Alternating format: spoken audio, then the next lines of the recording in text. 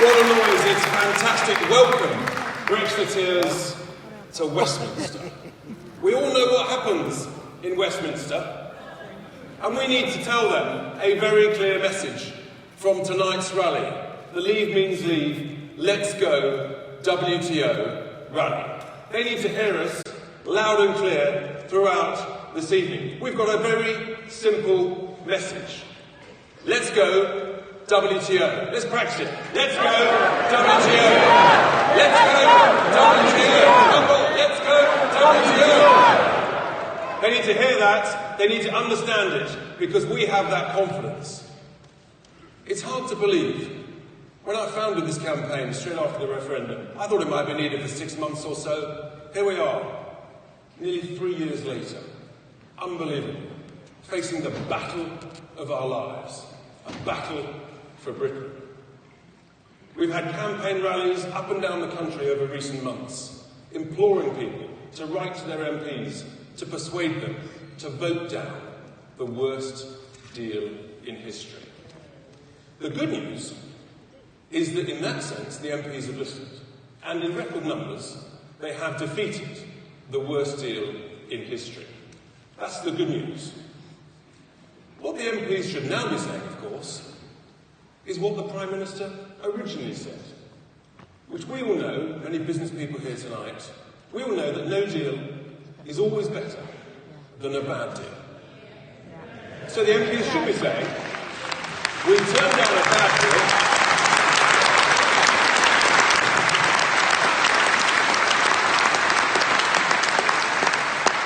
they should be saying, we've turned down the bad deal, now let's go. And we'll get organised and we'll be ready, 24/7, 7 days a week. Sadly, the MPs, the majority of MPs, they don't share our belief in Britain. They don't share our confidence in Britain, our can-do attitude, our ability to make things happen and to get things done. No, they're weak, they're timid, they're scared. So what are they now saying? Any deal is better than no deal. I mean, you couldn't make it up. You really couldn't make it up. It's the worst negotiating tactic ever in history. And yet that is what our representatives are now suggesting. So guess what? If you're the European Union, marvellous. Is that another 10 billion? Is it another 30 billion? Is it another 50 billion? They're not going to stick at 39 billion when we don't actually need to pay them a single penny.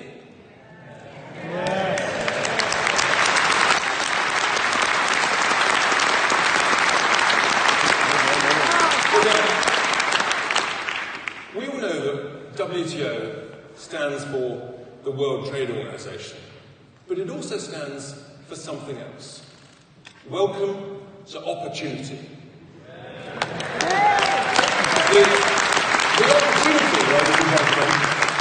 The opportunity to save 39 billion quid. The opportunity to be free as a sovereign, proud nation, to control our laws, our trade, do trade deals, and to control our borders. That's the opportunity that they should be embracing, like we're embracing. We've got some fantastic speakers tonight, all of them, either from politics or from the world of business, and great entrepreneurs. They are bold, they are courageous.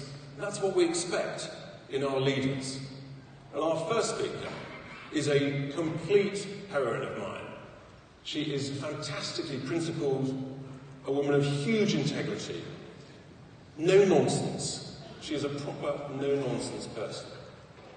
She just tells it as it is. And because she comes from Northern Ireland, she understands the truth about the Irish border issue. And she will enlighten us again this evening. Before we welcome Kate to the stage, let's just see her in action on the video. I'm one of the very few Labour MPs who genuinely want to leave the EU. We're not prepared to put up with a deal which is keeping us half in, half out. I believed her when she said Brexit meant Brexit, but I was wrong. I believed her when she set out her red lines in her Lancaster speech, but I was wrong. And I believed her when she said no deal was better than a bad deal, but I was wrong. We're a strong country, we're a proud country, we're a determined country.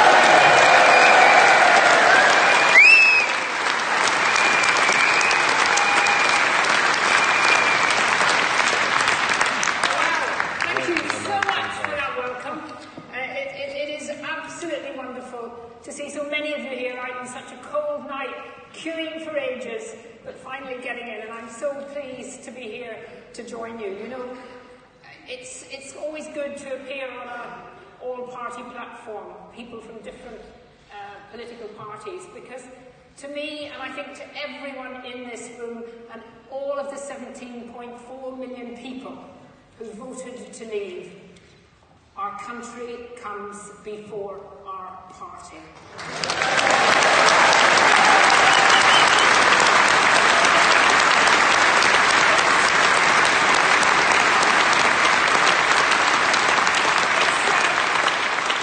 It's particularly nice tonight to be joined by another woman on the panel. I'm looking forward to hearing from Esther very much later on. But I think we need to say tonight, very early on, that we are facing a battle ahead of us. We have faced, in the last number of months, a full frontal attack from so many in the media, from big business, from the lawyers in this country, from hardliners who have never, ever accepted the result of the referendum. And of course, as usual, from ex-prime ministers. Now, there's something about being an ex-prime minister that somehow gets you onto the Today programme probably once a week. And every time we have a rally, there seems to be Tony Blair. Every time we have a rally, Tony Blair is on the Today programme. And he was on the Today programme this morning again, as the lead supporter of a second referendum. And you know something I think about Tony Blair? If Tony Blair really wants to be taken seriously again for his views, other than on the Today programme, he could actually join the House of Lords. But of course, to join the House of Lords, he would have to declare all his financial interests.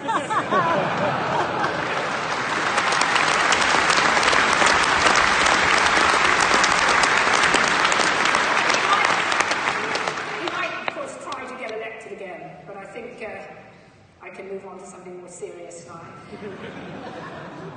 Just over the road, just a few hundred yards away, we have a parliament that is a Remain parliament. A parliament where the vast majority of MPs voted to remain.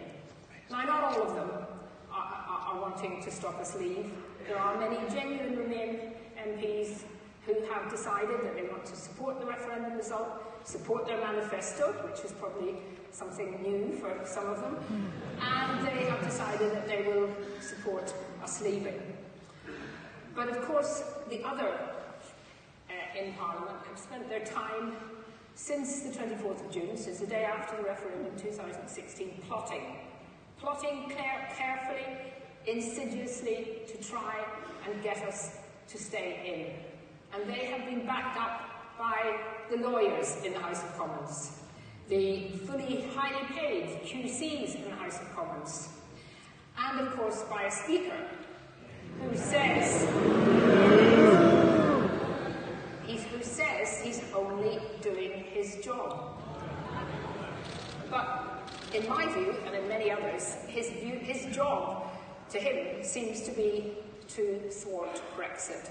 And we saw that last week in a really amazing ruling that he gave where he overruled his own clerk, his own legal expert.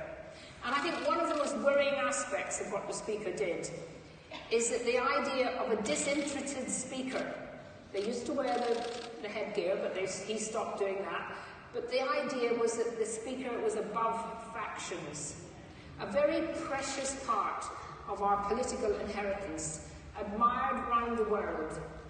And what is so worrying that is gradually being whittled away by this Speaker. And it has been said, well, of course, this couldn't be happening. This country wouldn't allow that kind of thing. We're a fully fledged democracy. We're not a fragile democracy. But you know, it is happening right now. Look at what happened after the referendum. Those who'd led the losing side were showered with knighthoods, honours of all kinds. And the winning side, as Dan Hannan has very I think very properly said today, were actually persecuted.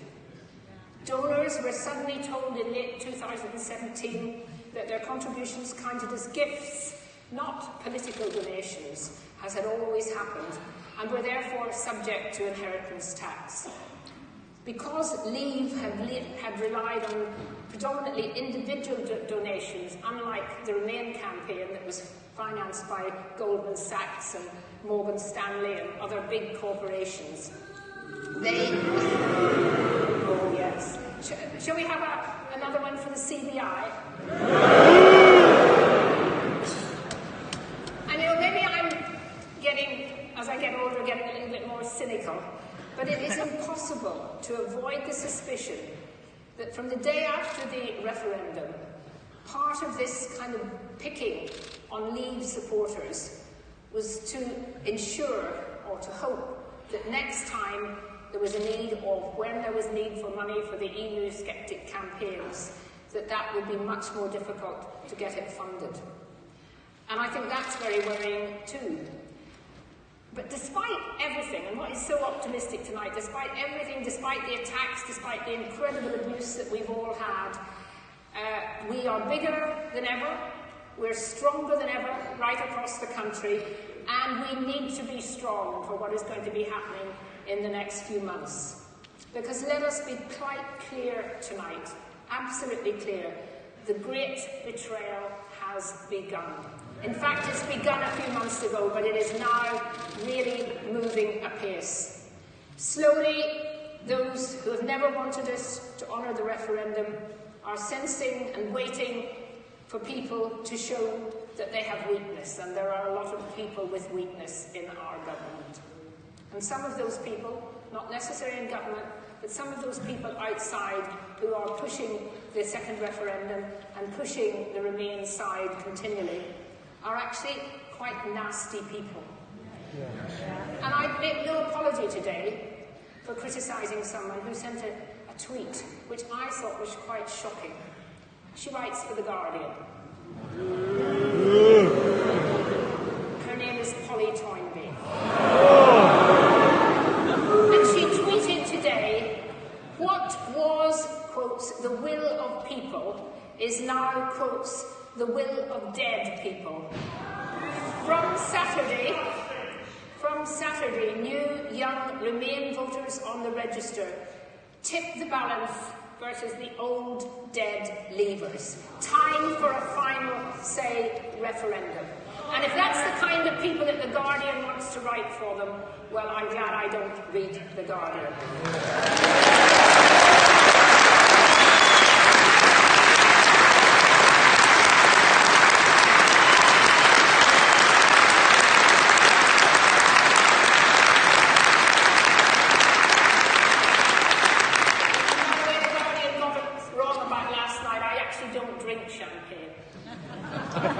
Those of you who have read The Guardian will know what I'm talking about.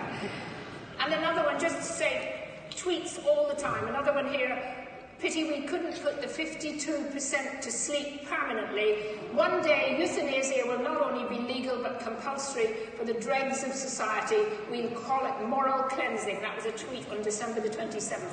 Now, you heard the fuss that was made. You heard the fuss that was made a couple of weeks ago when Anna Soubry was heckled by a few people, not particularly nice people, I have to say, but nevertheless was heckled and was called a Nazi. In 5 minutes, I was able to turn up 20 tweets calling me a Nazi.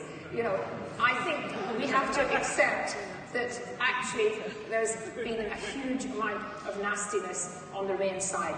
Now, you'll have heard people say that 52% of people voted to leave, 48% voted to remain. So really, as it was fairly close, but quite decisive in my view, then we should be actually giving something to the Remain side. You know, we should be saying that perhaps we should give a little bit more, we should compromise more, we should do all these things because they decided that it was a small majority. All I would say to you is, if it had been 52% Remain, 48% Leave, would we have people...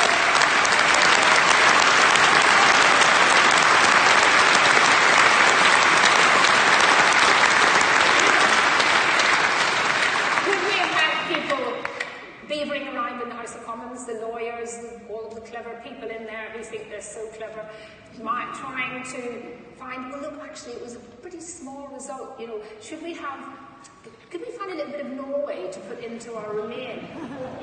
Or maybe we could only let the European Court of Justice sort of tell us a few things that we had to do.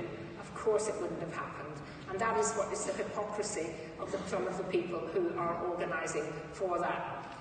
We voted to take back control. We voted to take back control from Brussels, but to give that control, in my view, to the people, not to Parliament. People then elect Parliament. But the idea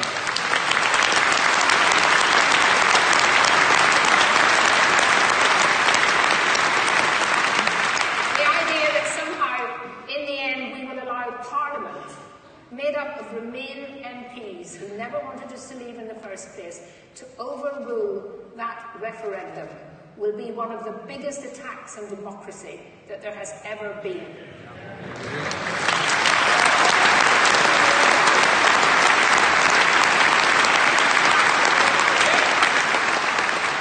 I'm conscious of the time, there's lots and lots of speakers. I just want to end by saying something about the backstop. I mean, the backstop is one of the most ridiculous suggestions and ideas that could possibly have been put in to try and solve the problem that wasn't there in the first place. It's not tenable, it's completely unnecessary, and it has been a result of a stitch-up between the European Union and the Irish government with an attempt to keep us as close as possible to the European Union when we leave. It is not going to be acceptable to the DUP. Unfortunately, Sammy Wilson couldn't be here tonight, otherwise you would be hearing lots of great jokes from Sammy. But the reality is that that backstop not only harms Northern Ireland economically in terms of the links with Great Britain, but is the first step on a move towards taking away Northern Ireland as part of the United Kingdom, and I will never allow that.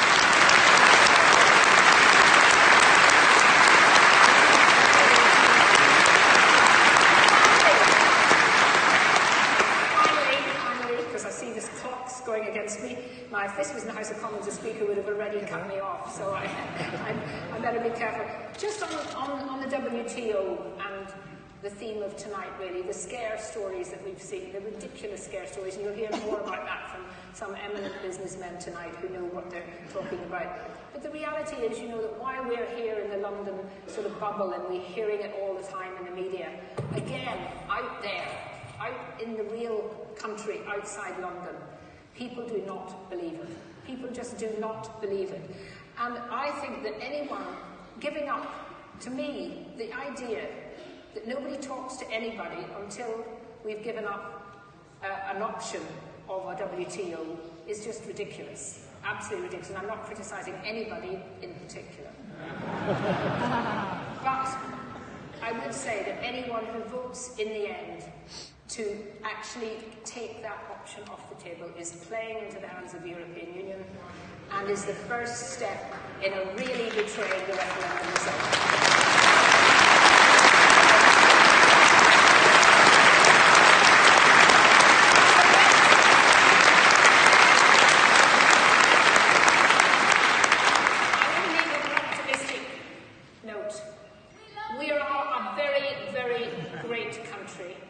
I'm so proud of my country. We can make leaving the European Union a huge success, and we have to keep strong and determined and not let those people who want to wreck it win. We can win. We're determined. We can win.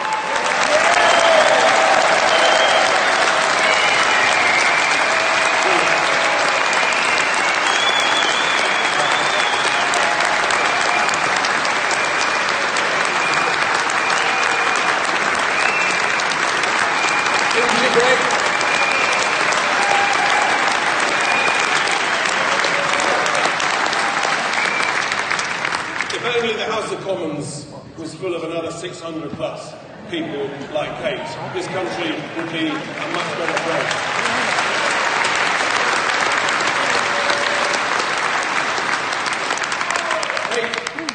Kate referred to the betrayal, and the tragedy is we can begin to smell it. We can feel it coming down the track.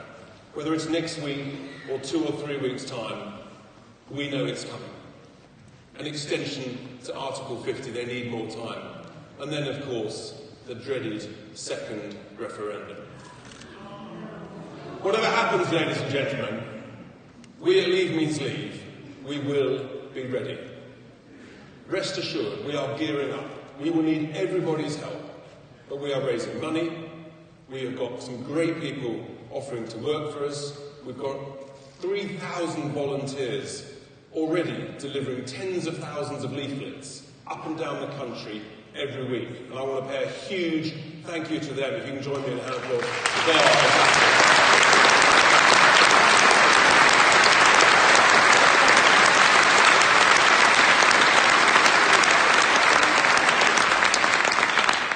We're working on plans. We've taken new offices. Not only will we be ready, ladies and gentlemen, but we will win. And we have a very simple message. Heaven forbid we need to. Let's tell them again. So our next speaker, ladies and gentlemen, is from the world of business. One of the greatest entrepreneurs in this country.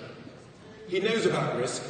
He knows about the challenges of employment, of revenues, of profits and losses. He runs an incredible family business, an international business, all over the world. So he knows a thing or two about global trade. Not only is he an incredibly successful entrepreneur, but he's an incredibly generous philanthropist, in particular to the world of education. And quite rightly, he was knighted for his services to tourism. Before we welcome Sir Rocco Forte to the stage, let's just hear him in action recently about Brexit. You supported Brexit. What do you make of Mrs May's deal? Well, it's sort of locking yourself in jail, giving the European Union the key, and then saying to them, you decide when we come out and on what terms. It's a complete disaster and completely unnecessary. How confident are you that London continues as that flagship location? London has everything. It has a combination of the business side and the culture, because I understand how difficult it is to do business in Europe. In relation to the rest of the world, Europe is not competitive. Please welcome to the stage Sir Rocco Forte.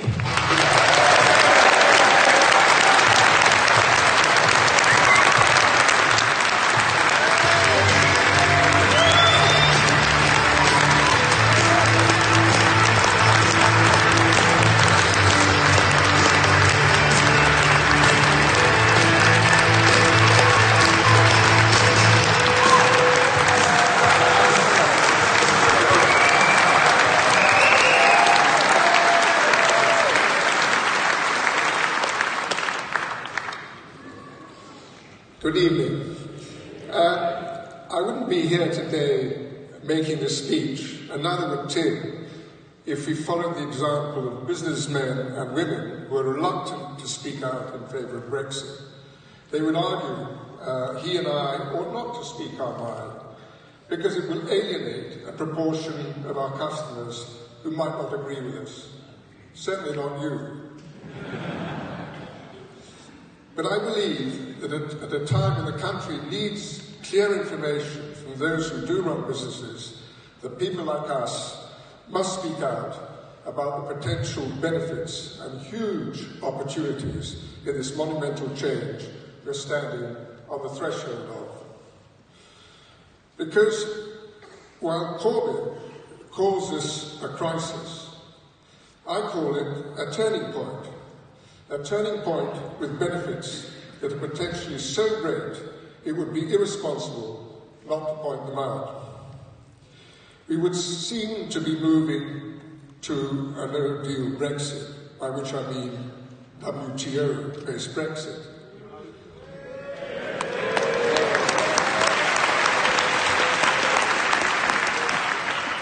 With the defeat of Mrs May's proposed withdrawal agreement in Parliament, a deal that pleased nobody, there's an opportunity to move to something far, far better. There's been a long campaign to present a no-deal Brexit as a terrifying scenario where all hell will be let loose and our economy and job prospects will be devastating, and where we will be, all be a lot much poorer.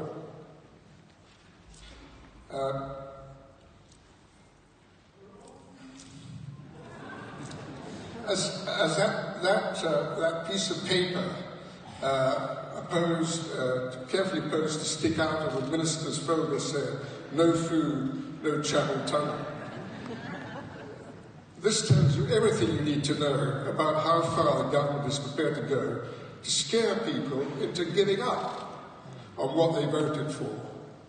How patronising to think that British people will believe a line like that. And now we hear the Chancellor, Philip Hammond, who seems to have his own private policy, in the thrall to the vested interests of big business, privately told executives in a conference call yesterday that has been leaked that ministers are planning to stop a no-deal Brexit, even if it means rescinding the triggering of Article 50, reversing the Brexit process entirely. If this is true, the government is creating panic where there does not need to be panic, and caving into the scare stories to potentially utterly betray the British people.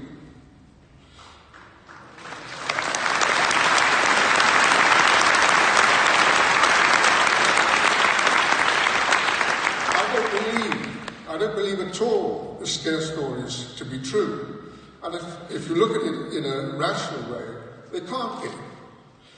I believe a far bigger risk for our country is to stay in the EU.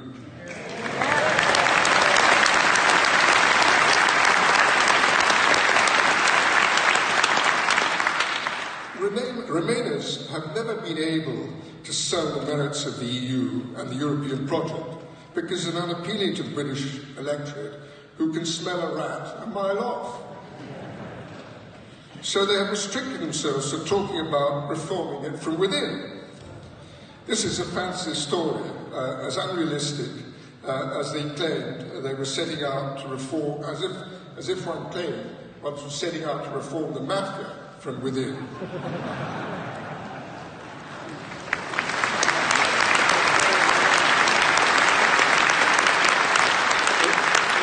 The reality is that three extremely Europhile prime ministers, Major, Blair and Cameron, all passionate about the EU and well in with its leaders, never managed to wring a single concession out of it. So, with nothing to say of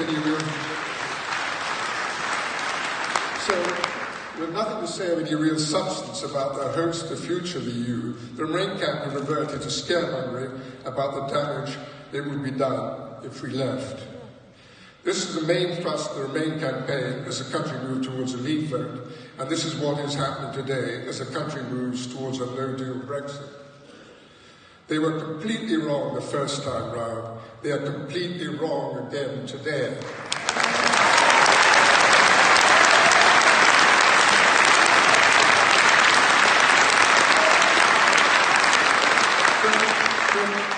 From what is being suggested by them, you would surmise that the whole British economy is dependent on Europe. This isn't the case at all. Only 5% of GDP is represented by trade of goods crossing borders, and 12% of GDP if one allows for services in which there is no free market, of course. 94% of businesses, which make up the bulk of the UK economy and employment, are not involved in trading with Europe. So where is this Armageddon going to come from?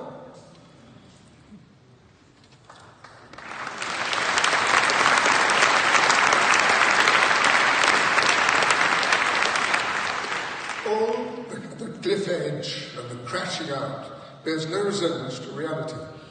Trade with Europe or travel into Europe is not just going to stop when we depart from the EU. A wall isn't going to go up between ourselves and other European countries. They will continue to export to us as we will continue to export to them, but under different rules. 55% of our trade is carried out with countries outside of the EU, including the US, which is the biggest single other country we trade with.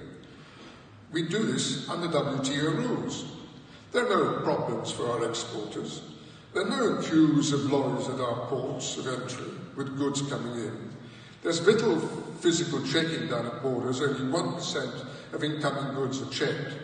And much of the just-in-time manufacturing you hear so much about in the UK uses components coming from outside the EU with no problems at all. Many countries trade successfully with the EU on WTO terms. The US and China sell more into the EU than we do, and our trade with the rest of the world on WTO terms has grown faster than our trade with the EU, despite the free market, over the last 5 years.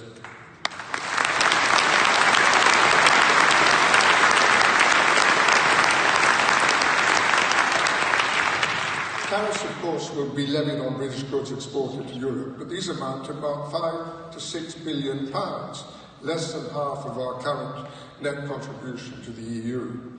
Exporters have the benefit, of course, of the 50% devaluation of sterling since the Brexit vote, which will more than compensate for the tariff increases. Leaving to trade on WTO rules means we are immediately free of EU control. We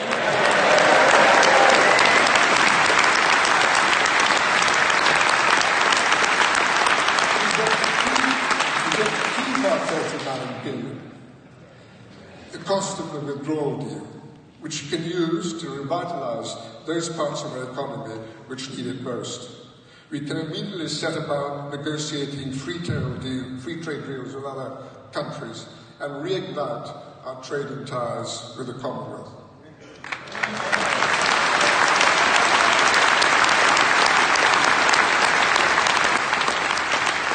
We will also be free to set our external tariffs in ways which benefit our own economy. We will be able to lower tariffs for the benefit of our consumers on imported goods that we do not produce ourselves. It is suggested our economy, the fifth largest in the world, is far too small to secure free trade deals on advantageous terms. And even if we do it, it will take a long time.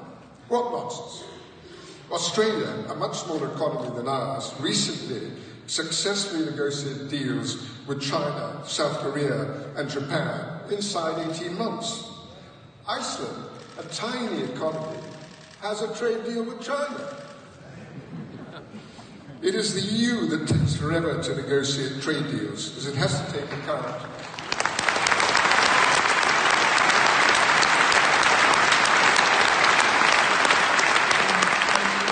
the needs of 27 different countries, a very laborious process.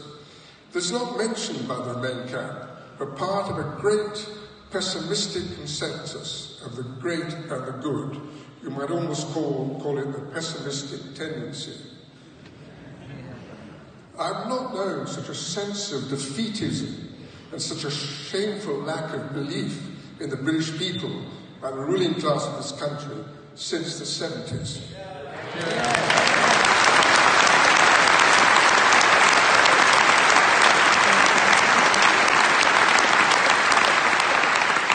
It is almost treasonable how little belief the elite have in the innate brilliance, resilience and ability to thrive of the British people.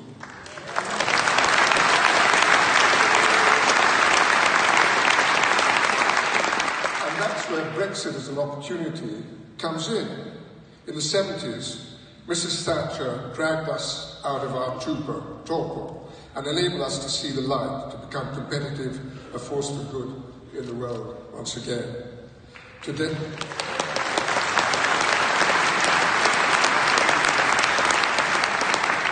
there's no Mrs. Thatcher to give us back our edge, but there is this turning point of our leaving the EU. We can unshackle ourselves from a system which is clearly not working. When we joined the common market, it represented 35% of world trade, of the world economy. Now, the EU represents 50% and is shrinking. The world economy is expanding at a much faster rate than the EU and will continue to do so. Why? why should we restrict ourselves to such a small share of the world's trade with all the bureaucracy, control and subservience it entails? When we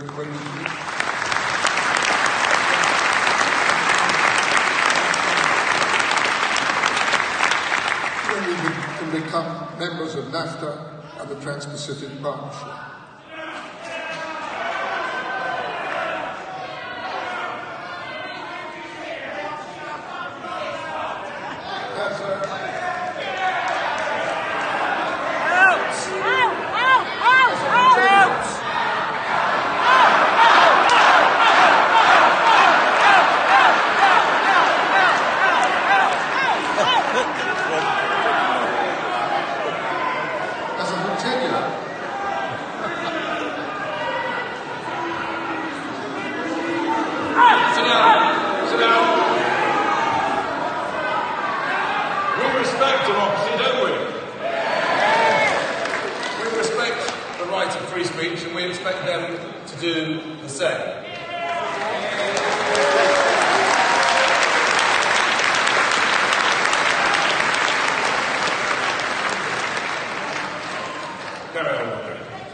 As a hotelier who operates in the UK, Europe and other parts of the world, I can categorically say that it is much more difficult to do business in Europe than it is in the UK.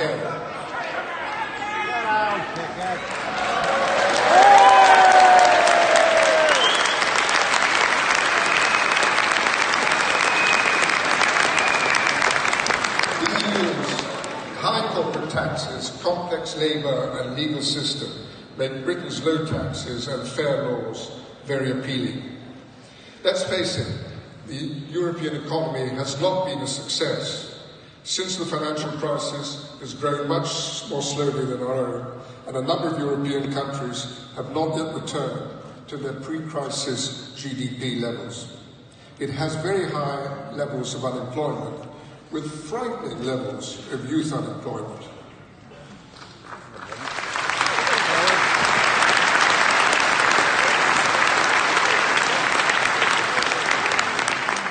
We stand on the threshold of a unique opportunity to be free of all of that.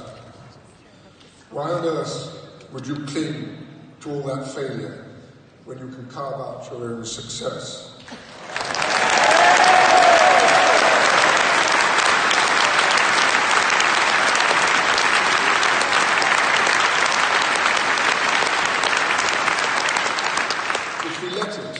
Brexit can be the catalyst to move this country forward again. Britain, as a powerhouse economy, a beacon of own tax and rural regulation in Europe, this is the exciting prospect that we stand on the threshold of.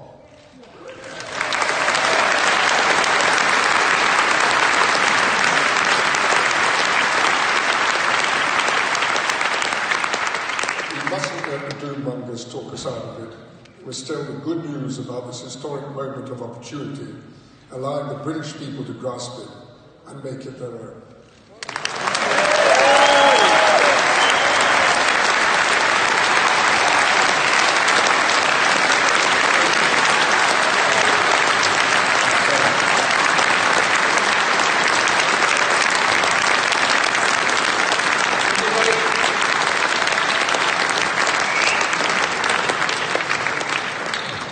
I talked earlier about boldness, about courage, and Sirocco has just demonstrated tremendous courage.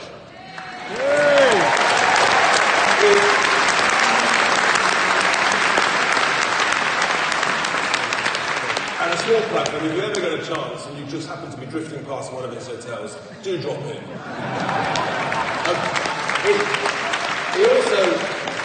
He also referred to the hideous levels of youth unemployment across the Eurozone. And isn't it fantastic? Totally contrary to the nonsense talked about by the Ramonas, that all young people are Remainers. Absolute nonsense. We've got a fantastic team here behind the scenes.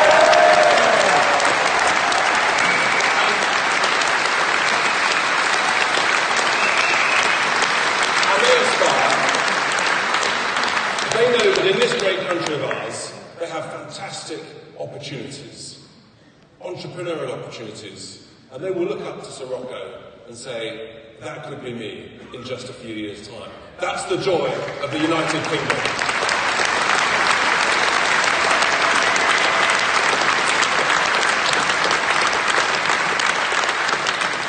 And we carry on with the theme of courage to our next speaker, who is a long-standing politician, but before that, he was a soldier. He served in Northern Ireland during the Troubles. He became an MP in 1992 and has forever been a brave, long-standing Eurosceptic. He became leader of the Conservative Party. And then, when he finished that, he fought for one of his deepest passions, tackling poverty. And he set up a think tank, the Centre for Social Justice, that he still chairs and runs, and that does incredible work and research to help reduce poverty in this country.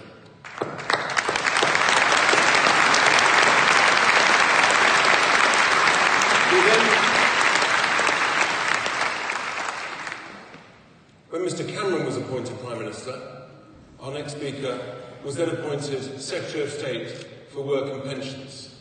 And he carried out that role until he felt compelled, on a matter of principle, to resign because of what George Osborne was doing with austerity.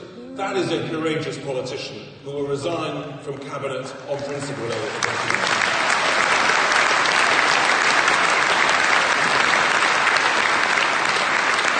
He's campaigned tirelessly for Brexit.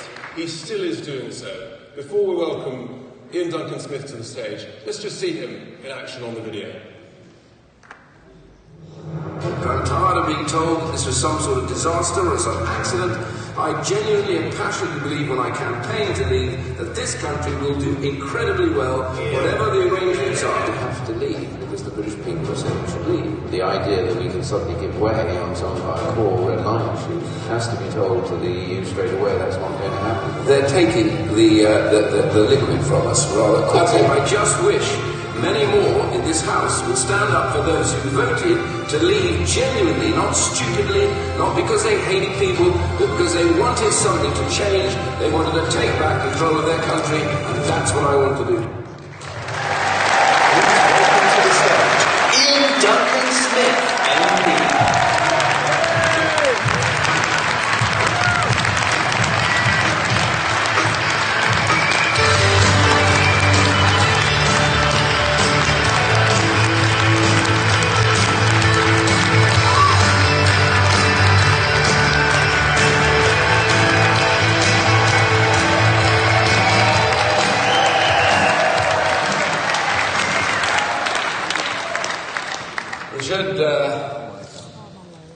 Rocco, Kate, thank you very much, all of you here. I have some scribbled notes. I have no idea what they are. I wrote them at the back and I can't read them now, so forgive me if I think I've come to a Remain rally after... Frankly, that's what you would get if you held a Remain rally.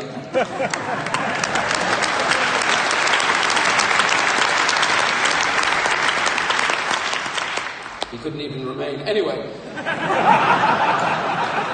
Can I tell you, it's a real privilege to be here tonight. All of the list of speakers, absolutely my great friend Esther, who's fantastic, you're yet to hear from her, Tim and everybody else that I've mentioned. But the one person I want to talk about, just for about 20 seconds, is my hero, Kate.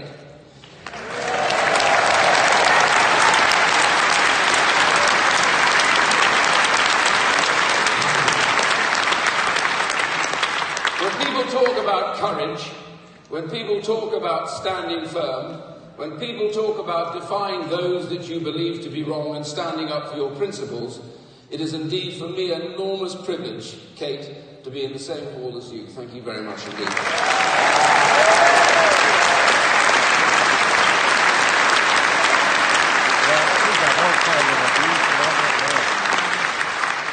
Now I must start by telling you something about why I really voted to leave, and then I'll get on to the serious stuff.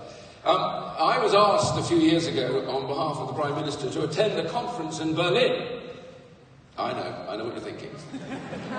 DWP, work and pensions, you get everywhere. Now listen, I went to Berlin to stand in for the Prime Minister, well, I had been leader of the party at some point. I know, I try and forget about it as well. But the main point is that I got in there and I learned something, because I never used to go to those halls at all, but I learned what committees and things like that are like in the EU. And I first of all started in the morning with all the people that were like me, and I sat at this huge horseshoe table and had earphones on and everything else. And I found that everybody else there, the level of the people like me, all had about 5 people behind them. Well, of course, I'd come over with nobody because of austerity, and I didn't want to pay for the air ticket for anybody else while I was at it.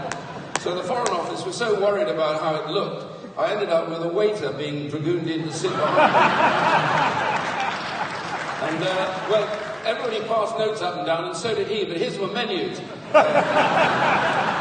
I like to think that in that couple of minutes I achieved more for Europe than anybody else, which is not deciding absolutely anything. Anyway, I then went to become the Prime Minister, you know, as I said, I was leader once. Anyway, the point is that I sat, and there's these 3 horseshoe tables in Mrs. Merkel's great place, and an inner, and then there's an inner, and an outer. And I'm Prime Minister, well, that is to say, I am Prime Minister now, although I'm still Secretary of State. That is, all those Prime Minister and Secretary of State, but Secretary of State and Prime Minister, but not to be confused with the two. But anyway, I'm now sitting on the inner of the inner, and then there's an outer, and the inner where the heads of government are, you know, a select band, and there's a translating booth in the corner and headphones on. As I sit down, the President of Cyprus sits down next to me, and I tell you, this is a man worth voting for, because he went to sleep straight away. He didn't even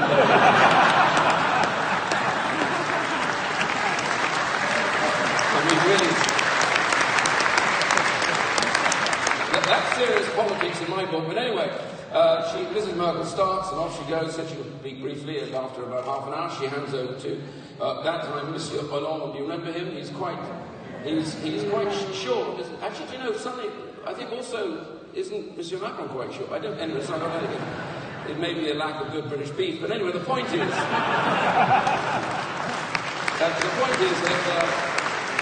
To finish it off, as we were going around, everybody said how wonderful things were everywhere in Europe, and I realised that this was what this was all about. And finally it came to me after about an hour, and Mrs. Merkel said to me, "Herr Iron." I know, I did feel a bit taller. "Herr Iron, would you like to speak?" And I said, "Indeed, Mrs. Merkel, I think you've got a huge privilege. Thank you so much indeed." And I thought to myself, what do? I'm British, and I'm abroad. You know, and I'm at work and pension. I don't get to go abroad a lot, but I'm abroad, and British people abroad, they always tell a self-deprecating joke, don't they? I don't think Germans would, but I thought, well, I'll start with something. And I said, Mrs. Merkel, we're a huge privilege, and I'm going to be brief, because just like the rest of you, I've sat here for an hour, and I've now lost the will to live.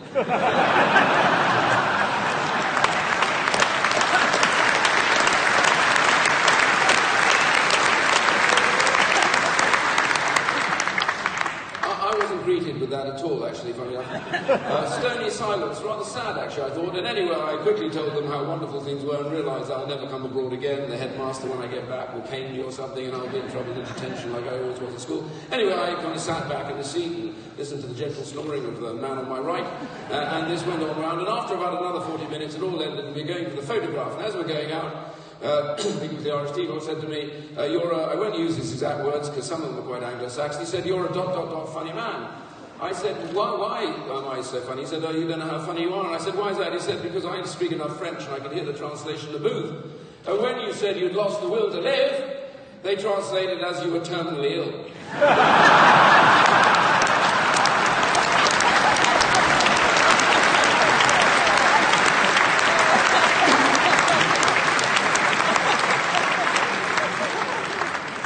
So when people say, "Why did you vote to leave?" the answer is very simple. I can't go back there because they think I'm dead.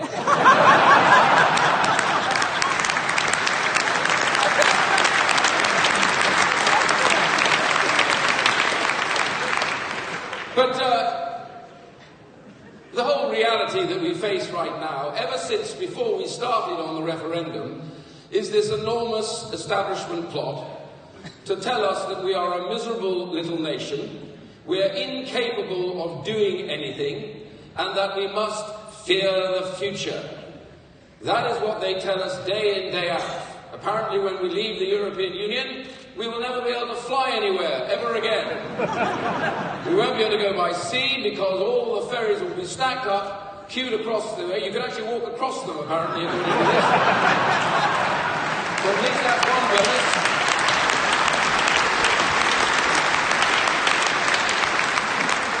If you get stuck halfway across, you won't survive because there are no medicines, and so it'll be back to home cures. Homeopathy will become the thing in the UK because we can't get anything to help us recover. I really hope some of those who spout this nonsense actually do find that problem exactly exists. But I must tell you there will be no food either, which means that we won't even make it to the boats to walk across because we'll all be dead by that stage. And finally, we simply will give up because Britain has always been a poor, useless little island on the north of a great continent. What a lot of rubbish!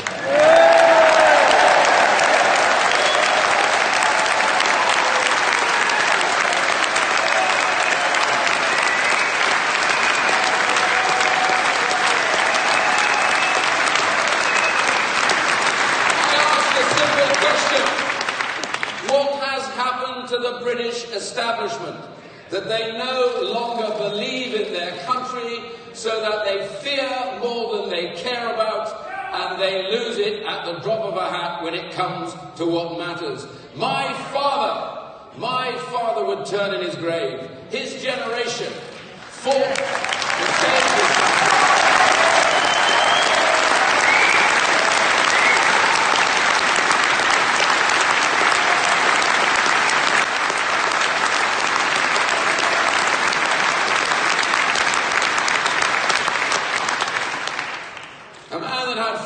Gallantry medals that put his life on the line almost every day of the war, just like many of his friends. He said, I didn't fight against people, I fought for people. I fought for the great British people and the wonderful freedoms and things that they have given to the world, and I would do it again, he said. And the one thing that he taught me, most of all, is that why I'm in this business, why I'm in politics, is because I love this country. It's what gets me up in the morning.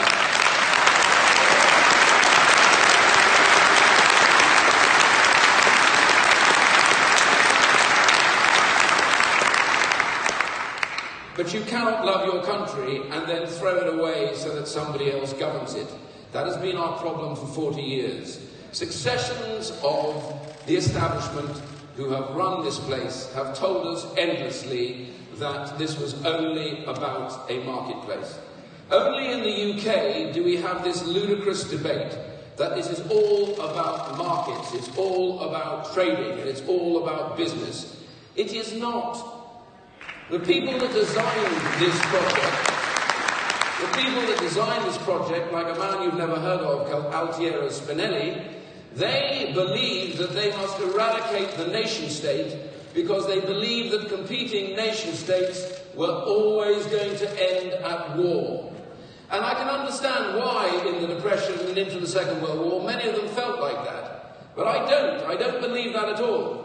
I believe competing nation states in democracies with strong democratic institutions are a force for good. Competition makes us better.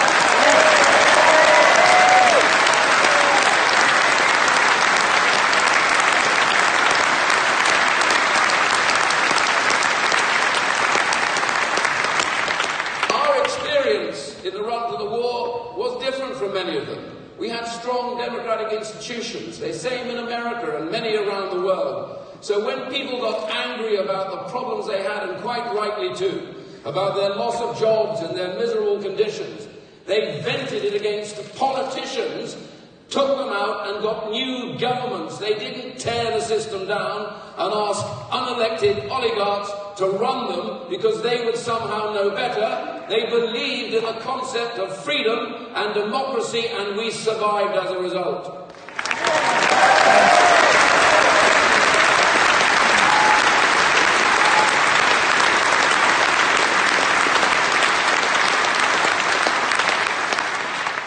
And that is the point.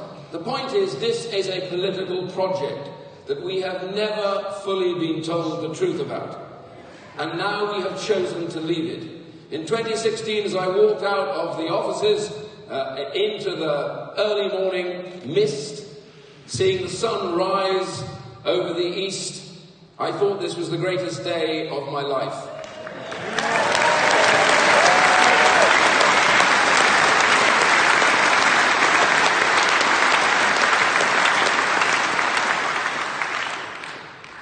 But you know, I never thought I would have to fight quite so hard to do what the British people asked us to do. I come hot foot from a building across the way, which, strangely enough, doesn't represent the British people anymore.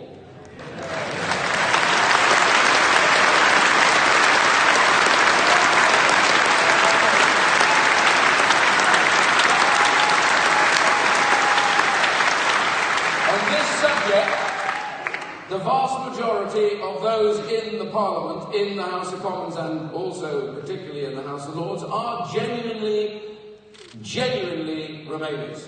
They do not believe that the British people really could have got it right in 2016. And they've used every mechanism, every delay, every possibility to try and thwart what the British people voted for in 2016. It is a fight. It is a daily fight. It is a fight to remind them that the people that they thwart are the very people that put us in that place. It is a privilege.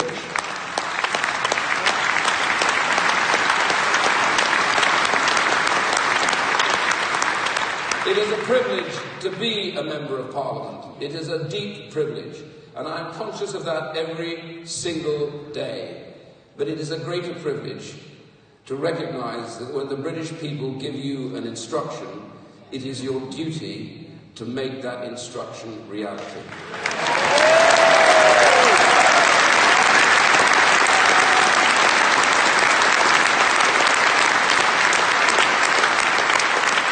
And I say to those who want to thwart this, you think that Britain, the United Kingdom, including Northern Ireland, and now I say that again, the United Kingdom, including Northern Ireland.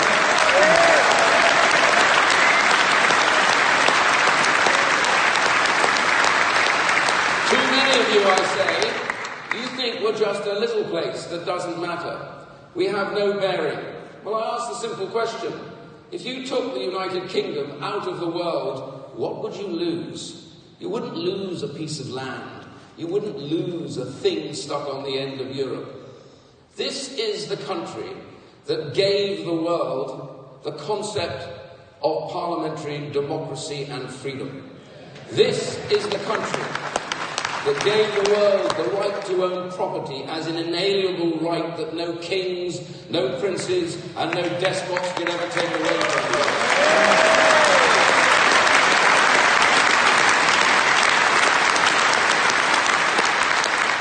The rule of law, the free market that governs the whole of the world and how we trade, including the concept of the WTO, and we like the WTO, don't we?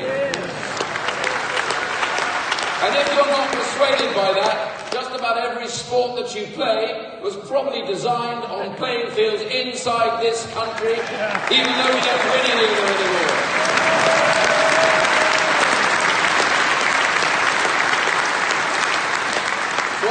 Simple message. I love this country dearly. I love it with all my heart. I love people, whether they're Remainers or Leavers, I don't care. But I know one thing. This country's greatness lies ahead of it. And we have an opportunity and a duty to deliver it. I pledge to you tonight, I will not sleep. I will not rest. I will not wait to find a Britain that is otherwise than independent and free once again. Thank you.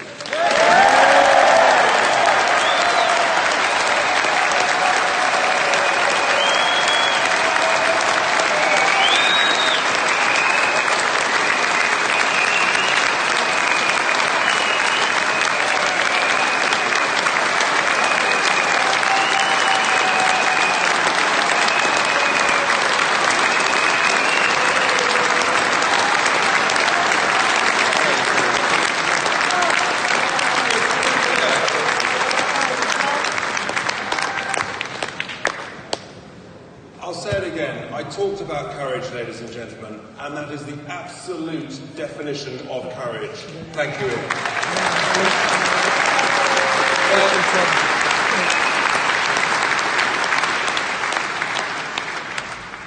There is an important thing that we've still all got to do, because actually we need to give that courage and that confidence to MPs over there. And so we need to implore you to write to your MPs, to get your friends to write to them, anybody you know, anywhere. Just tell them again, WTO, a WTO Brexit is a good Brexit. We want to leave. So let's just say it again so that everybody can, so that they can hear us over there. Where do we want to go? Let's go WTO. Let's go WTO. Our next speaker, ladies and gentlemen, our next speaker, again, from the world of business. He's a great character, a true entrepreneur. He's a massive supporter of Brexit. And believe it or not, he trained as a barrister.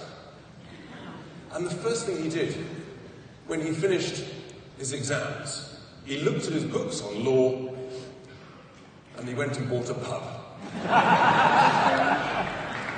And he's grown a pub business from one pub in 1979 to almost 1,000 pubs, and just over 900 as we speak. It's a stock market listed company, and it's without question the most interesting chairman's statement that you'll ever read. It's just full of enthusiasm about the opportunities from WTO. He's a great speaker. Before we welcome Tim Martin to the stage, let's just see him in action on the video. Wetherspoon, the chain of over 900 UK pubs, printed 200,000 beer mats criticising the EU and the IMF. And now the pub group's founder, Tim Martin, is taking the debate to his drinkers personally, visiting 100 of his pubs across the country, talking to customers and encouraging them to vote out. I think it's probably overplayed. Economists got it completely wrong about the outcome of the referendum. For example, that food prices will rise, that's come from big business, and it's not true. So we believe the country is better off with no deal because it's a protectionist system. So why not say it? Please welcome to the stage, Tim Martin.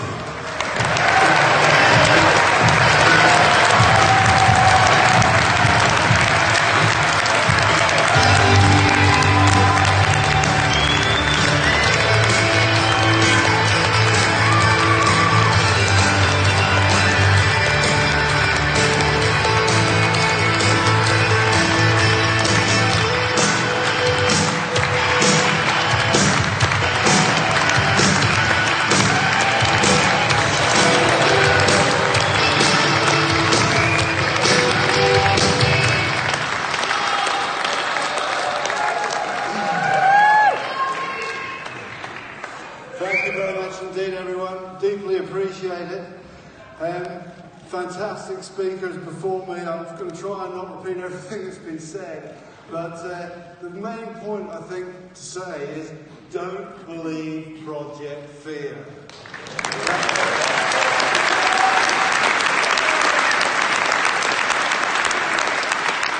How pathetic to rely so much on actually frightening people to try and win your case. Especially when you've already lost the referendum, which also tried to rely on Project Fear. As Ian said, the planes won't fly. We've got the runways, we've got the planes, we've got the money. They don't need to land in Spain.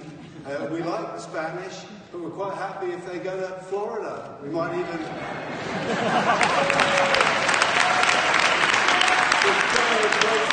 Of course, we now find the planes will fly after all, because of course they don't fly. Who will be worse off? It'll be the tourist resorts that we like to go to, and the poor people who are also victims of the Brussels regime in Europe. We heard the banks were all going to leave. The number of times that those of us who supported Brexit had to argue till we were blue in the face before the referendum that the banks wouldn't leave. And there's now more people employed in the City of London today than there were before the referendum.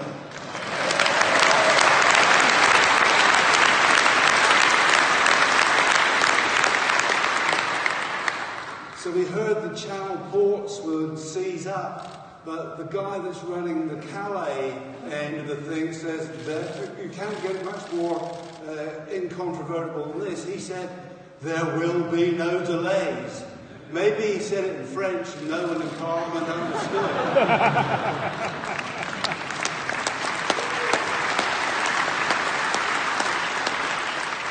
But our guy in Dover has said something very, very similar. And we did a little experiment, which I've told some of you here about before, but I'll just quickly tell you.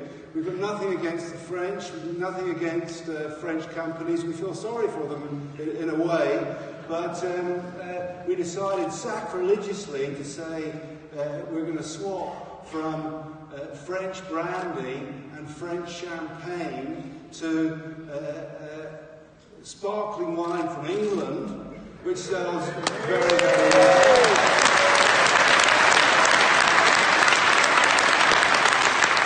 And this will be sacrilegious. We swap brandy for the rough old Australians. Black bottle brandy is actually very good. 10 pence less a shot. Let me get a plug in for my business. And those categories of drink have increased. So the idea that Channel ports will seize up is just a fiction. And if they do, you can buy things from the 93% of the world that isn't in the EU from the rest of the world.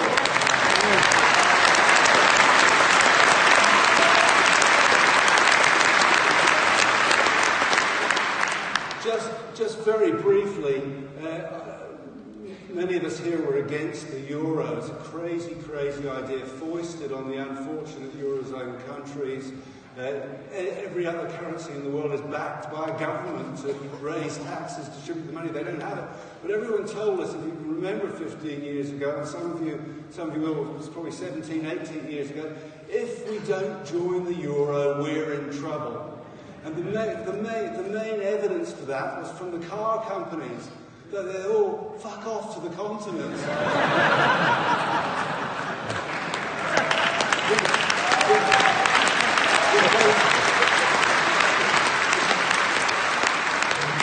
Because they'd be exposed to currency risk. But it hasn't happened. Our car companies have done very well. And in spite of what people said, our economy has grown much faster than the Eurozone. So it's a crazy project fear back then. But remember, I'm just going to repeat these points because I've said them before. No deal means we save 39 billion.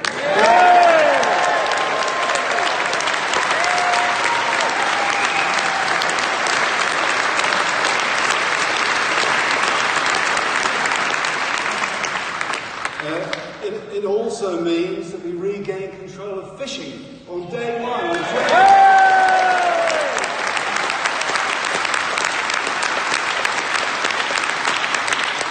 We can eliminate tariffs on lots of things we don't even produce in this country. Bananas, oranges, Aussie wine, and many other things, children's clothes. They're not just on a few items, it's on 12,000 items. The taxes and tariffs are collected in this country and they're sent to the EU. It's not free trade, you know. It doesn't give a good vibe if you're encouraging other companies to come and invest in the UK, which is what we want. But there's this complex tariff system. Much better, get rid.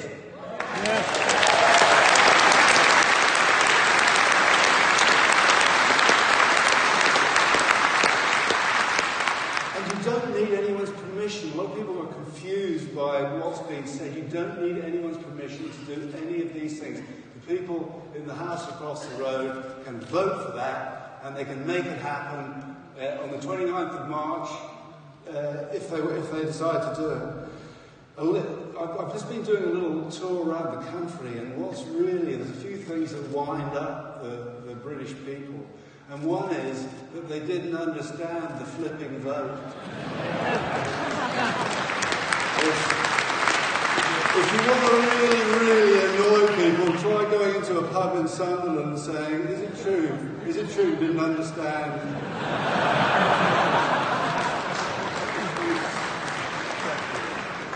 But as has been said here, the leaflet that popped through every household in the country said, You decide, it's a constitutional issue that the Parliament has delegated to the people, and the government will implement your decision. So that's all they have to do.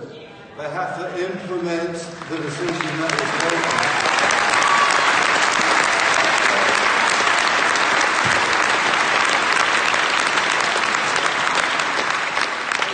So I think the CBI that wanted to join that's the Employers Federation, the CBI. They wanted to join the disastrous exchange rate mechanism, the predecessor of the euro. They were adamant we should join the euro, and they were adamant that we should vote to remain in the EU. But it's terrible. They use a lot of false statistics, such as the one that food prices will automatically rise. Some clever dick thinks the public is thick, and that you can eliminate tariffs and food prices go up. They got the temerity to keep saying this same thing. But it's terribly bad for business and bad for the country that the CBI and other organisations are behaving in this way, because it means we end up criticising, people like me are criticising business organisations, which isn't a positive for the country in the long run. So it's terrible.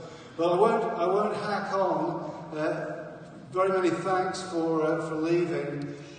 Don't worry about leaving on WTO rules. We can get a lot of benefits immediately from doing it. There's a great song by a group. I can't remember their name now. That is, I was going to sing it, but I've chickened out. It's All Saints. That's right. It's Bring It On, Bring It On now. Let's leave on WTO rules. Thank you very much indeed.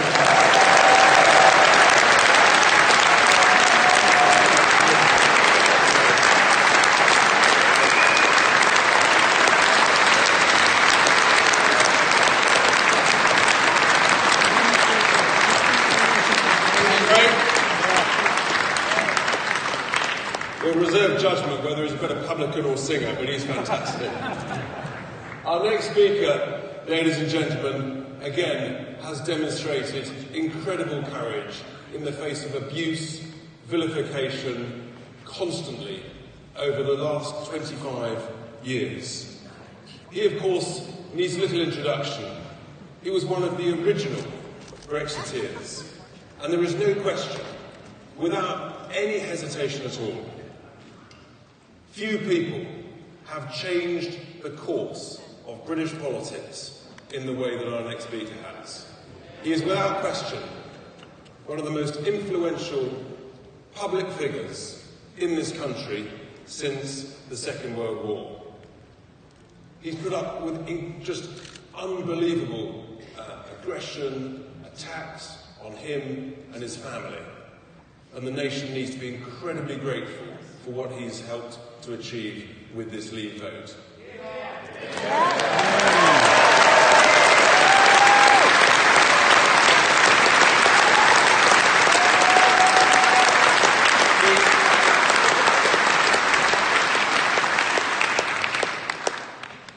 And that courage was, of course, epitomised when he had a slight argument in an aeroplane about 8 years ago, when he crashed.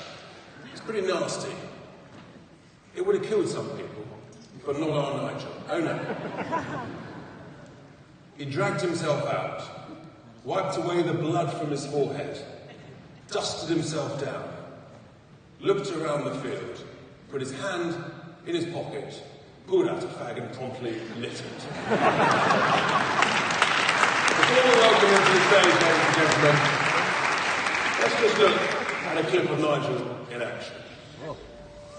It sounds as if you smell betrayal. For goodness sake, get rid of not just the worst Prime Minister I've ever seen, but perhaps the most dishonest one as well. I'm going to try and get the people to let their members of Parliament know they will not accept being betrayed. And I tell you what, if I have to do this again, next time, no more Mr. Nice Guy. We had a referendum. We voted for something. Our politicians should deliver this. We have made our minds up in the greatest democratic exercise in the history of this country. I trust the voice of the people more than the politicians. Please welcome to the stage, Nigel Farage.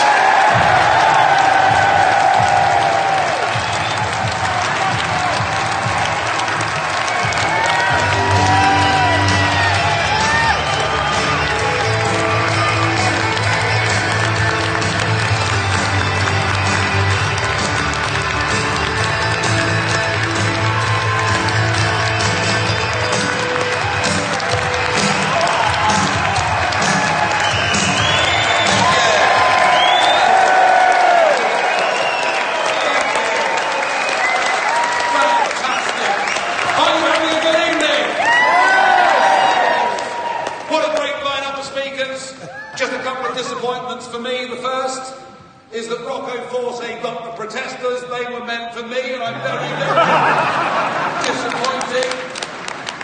The second is that Tim Martin is doing a pub crawl of 100 pubs around the country, and he hasn't even invited me.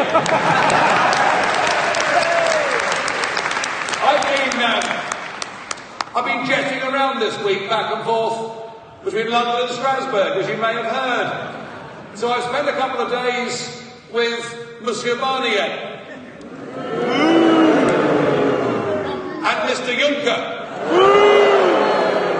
who could become your best customer, Tim, I've got to tell you. And of course I've crossed swords with Guy Verhofstadt and many others. But I got to thinking, I've left Strasbourg and I've come back to Westminster. But who really, in this Brexit process, are the enemies? Is it the unelected bureaucrats? Is it the MEPs in Brussels? Is it those that are trying to build a United States of Europe with their own army and an expansive foreign policy? No. Actually, folks, we tonight, here in Westminster, are in the heart of enemy territory.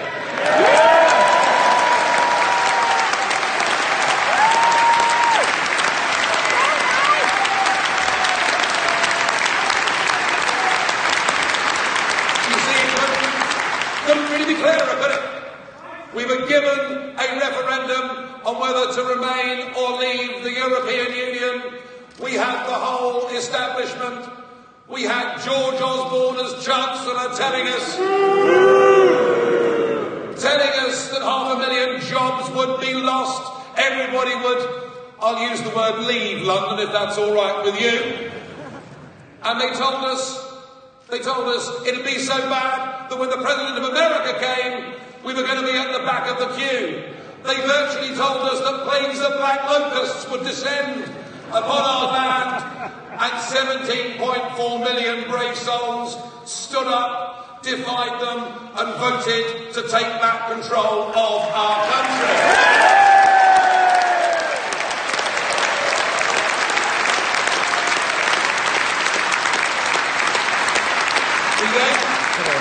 We then faced a general election in which both of the major parties, who took over 80% of the vote, promised us that referendum result would be implemented. We then moved on to Article 50, being put before the House of Commons, and 498 members of Parliament voting for it. And what it said couldn't be clearer.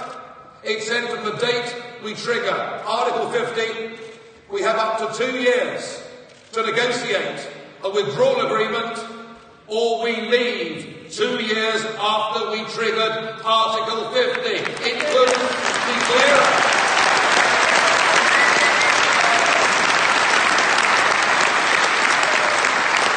It is written into UK law, and that is exactly what should happen. But I'm afraid the truth of it is that our political class, much of our establishment, and many of the giant multinational businesses never respected that vote from day one. They have done all they can to frustrate it, all they can to delay it. And we get a never-ending series of negative messages. The whole thing is couched continually in economic terms, isn't it? We'll be worse off. We'll be poorer. It'll be a disaster.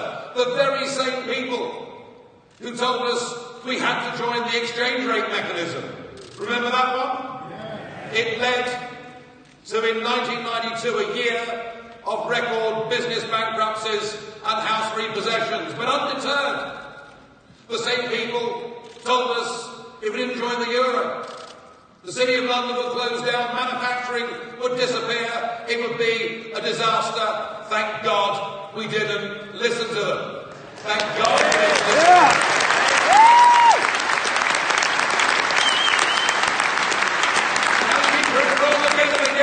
Now they tell us leaving the European Union would be a disaster. Well, can we please go back to first principles. Can we please start to change the debate? The referendum wasn't about whether someone thinks we might be worse off or someone thinks we might be better off. Economic projections are difficult at the best of times. The referendum was about something else. The referendum was about a word that now seems to have evaporated in our whole debate on Brexit. This word that actually is the ultimate prize. This word that our forebears fought and gave so much more for in 2 world wars and more. This word that says we can be a free, independent, democratic, proud, self-governing state that makes its own laws, that controls its own borders, that chooses its friends around the world. And I want us to bring this word, this proud word, back into this whole debate. The word is, and what we voted for was, the independence of this country.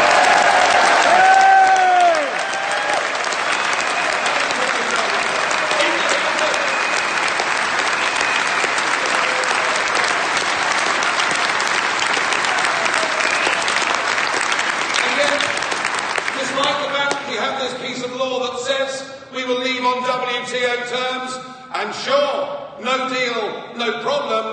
The difficulty is our political class do not believe in Britain. I want to ask you, do you believe in Britain? Well, I'm pleased to hear it because we have finished up, I'm afraid, with a failed negotiation, with a withdrawal agreement that in the end looked more like a surrender document of a country that had been beaten at war and quite rightly was voted down for the House of Commons. The unwilling.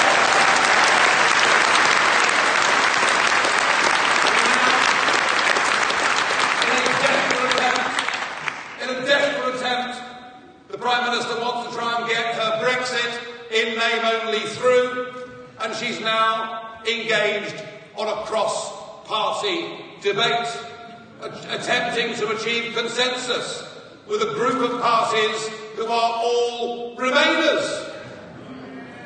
The only person that didn't turn up, of course, was Jeremy Corbyn, which is odd. But he's perfectly happy to meet Hamas, isn't he? Yeah.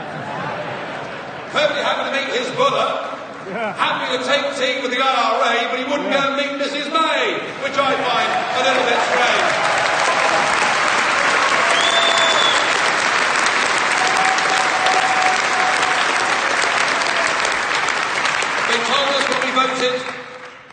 That we were voting for uncertainty. Well, let me tell you what would have happened if we voted to remain. Since that date, we have seen the confirmation. Despite 50 years of lies from the British establishment, 50 years of the British establishment telling us that the common market, that the European Union is just about trade, cooperation, and will not affect our sovereignty. I remember very well doing a debate against Nick Clegg. Oh, I'm sorry, Sir Nick Clegg, that's important. But I remember doing a debate and saying to him one of the reasons I did not want to be in the European Union is because they would build a European army, and I believe that would threaten NATO and our own military abilities. I was told that I was some sort of hysterical crank, lying to the public. Now we have Mr Juncker telling us by 2025 there will be a European army, navy and air force. On the 9th of May this year, Mrs Merkel, the real boss of course of Europe, and Monsieur Macron, whose star may have fallen somewhat,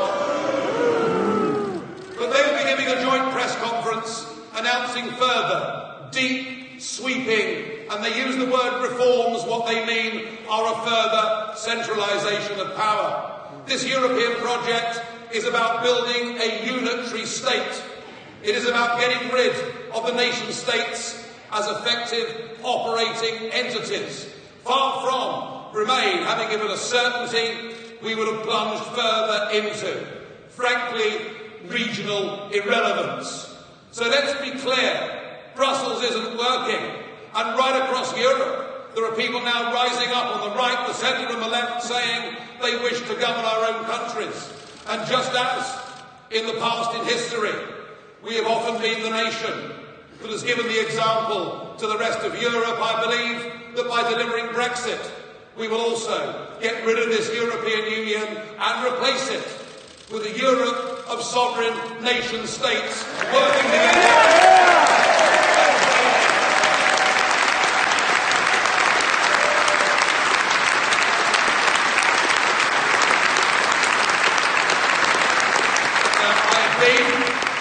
Over the course of the last year, I have been perhaps publicly the most pessimistic of all the Brexiteers. And at a previous Leave Means Leave rally, I said things that many in the audience didn't want to hear. My New Year's resolution was that I was going to hope for the best, but prepare for the worst. And I can tell you, it's the only New Year's resolution I've managed to keep so far in my adult life. The rest will go by the wayside fairly quickly. So we do hope for the best, and we wish those fighting this great battle in Parliament well. But we fear not just the lack of resolve of so many in the Cabinet, the Amber Rudds. It's easier than theatre, this, isn't it? The Philip Hammonds. But worst of all, it would appear that previous parliamentary precedent has now been thrown out of the window by a man who puts rude car stickers on saying something about Brexit. That weasel Bercow will do whatever he can to help the law of the land be overturned. I hope they win this great parliamentary battle, but folks, it would be negligent of us in this great campaign, this great cause to take back the independence of our nation, not to recognise that now it is quite possible that we will see an extension of Article 50. And when I've talked in the past about being worried that they may force us into a second referendum, I don't want it any more than you do. But I'm saying to you, we have to face reality in the face. Don't think the other side aren't organised. Don't think the other side aren't prepared. Don't think the other side haven't raised the money, haven't got the teams in place. They have. The Remain campaign are well organised. And one of the failures on our side is, having won this historic victory, we kind of all went back to our day jobs.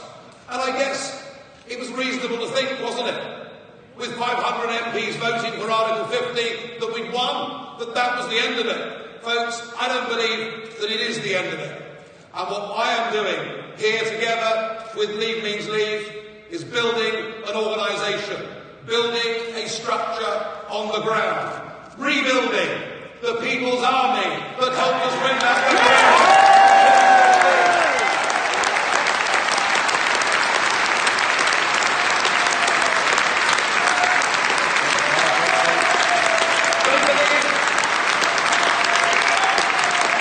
All I can tell you is this: if they extend Article 50 and we're forced to fight the next set of European elections, I will be fighting them, make no doubt.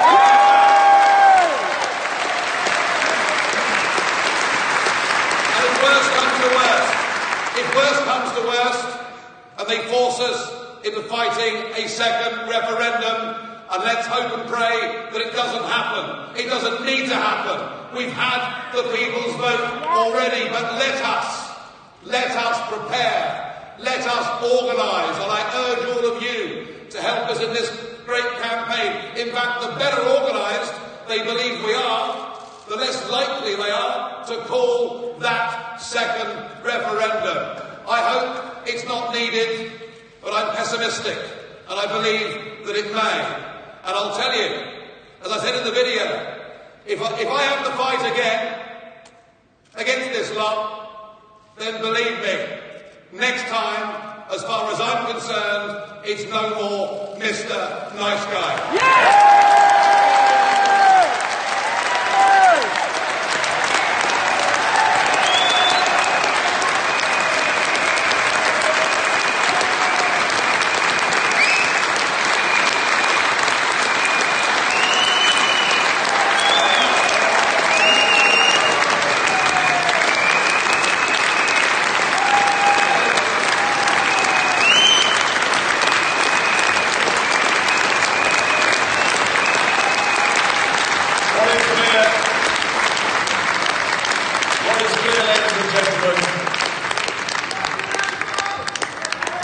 What is clear is that Nigel hasn't gone anywhere. And potentially, he's just warming up.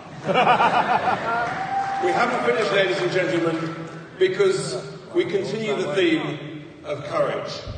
And our final speaker this evening is a very courageous lady. And she herself has faced hideous abuse and vilification from other members of Parliament. She was born and bred in Liverpool and educated in Liverpool. And I'm incredibly grateful that, like me, she supports the Reds. Very important that. She was a TV presenter before becoming the first and only ever Conservative MP on Merseyside. That's quite an achievement. She's had a number of parliamentary and ministerial positions before she became the Secretary of State for Work and Pensions in 2018. And when I talk about the abuse that she faced, can you imagine the Shadow Chancellor, the current Shadow Chancellor, sitting in a meeting, asking members of that meeting to lynch our next Speaker? Utterly disgraceful. That's what happened. She's an absolute star, and she resigned from Cabinet, as did Ian, on a matter of deep principle. She knew that the Brexit deal was the worst deal in history. And I'm afraid, unlike other Cabinet members who say they're Brexiteers, she knows what Brexit really means. And she stood up for her principles, and she resigned. Before we welcome Esther to the stage, let's just look at her in action. Esther McVeigh goes, and maybe no surprise because she was thought to be one of those who was most argumentative, most unhappy. Why, oh why, are we handing over £39 billion and what for? Can the Prime Minister assure the House today that the UK will be leaving the EU on the 29th of March 2019, come what may? This is about trust. Not only in politicians, but trust in what the people have voted for. We voted out, and we must always remember that. People who know me know that I'm forthright, I am feisty, I am a straight talker. Please welcome to the stage Esther McVeigh, MP.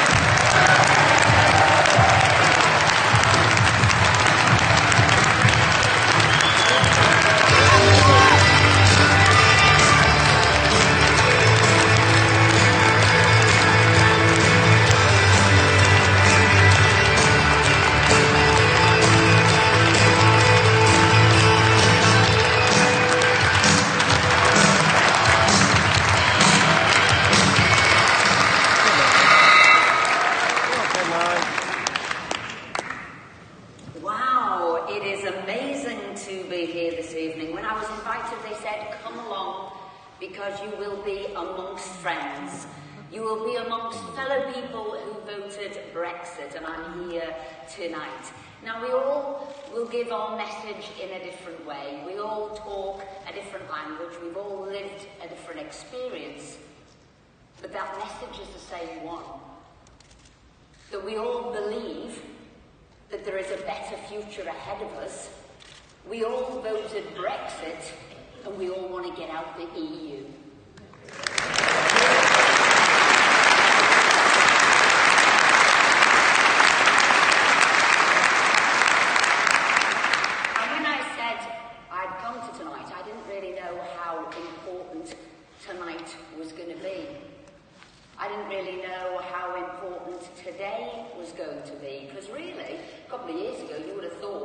celebrating tonight. We're on our way out. It will all be fine. We're on our way out. But actually, the truth is, that isn't the case. The Brexit roller coaster isn't over. And I'd say to everybody in this room tonight, do you know what? Buckle up. Sit tight. Because that roller coaster ride is about to get harder, tougher, and we've got hell of a journey in front of us, starting tonight.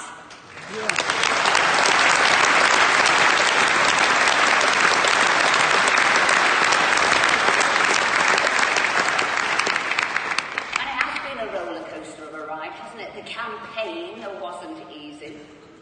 Project Fear wasn't easy, but we fought it and won. And then we got the result, an unexpected result, but we got it. So we thought all was going to be fine, but actually it was winning, and that's where the Remainers started to infiltrate. That's where Chequers was designed, where resignations happened.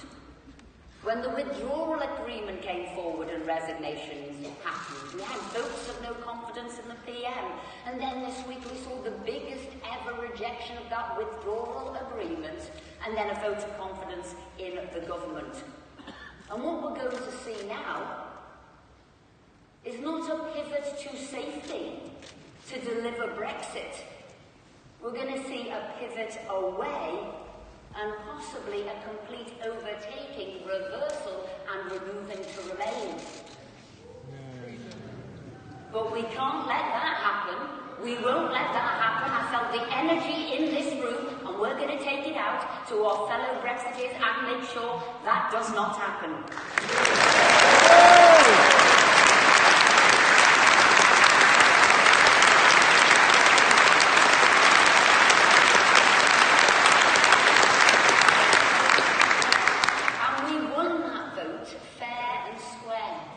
We got told we were coming out, we were told about the red lines, we were told about everything else. In our manifesto at the 27th general election, we got told out of the customs union, out of the single market. But I'm standing here today thinking it's not going to be as plain sailing as that. But you know what I'm going to say today? Maybe we sat back. Maybe there's a little bit of blame that should be on our shoulders. We won. We expected it to happen. We believe in democracy. We thought we could trust our MPs. We thought it was going to happen. We told them what they wanted. We are public servants. We work for you. It should have been plain sailing. But you know what? Because of our trust in the people we elected, we thought it would go through. That's not transpired to be the case, because 75% of the MPs in the House either voted Remain or they campaigned for Remain.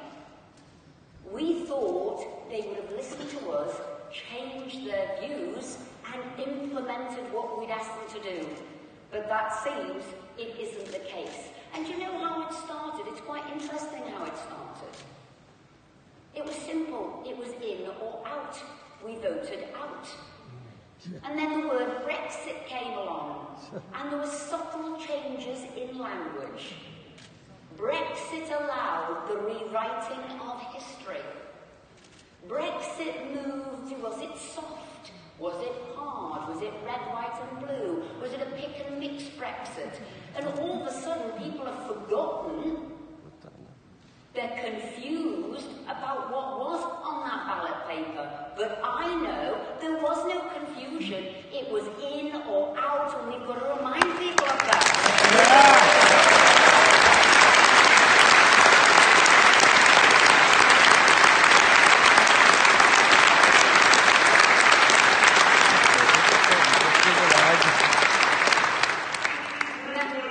We've had the hokey-cokey Brexit, the half in, half out, with the Chequers and withdrawal.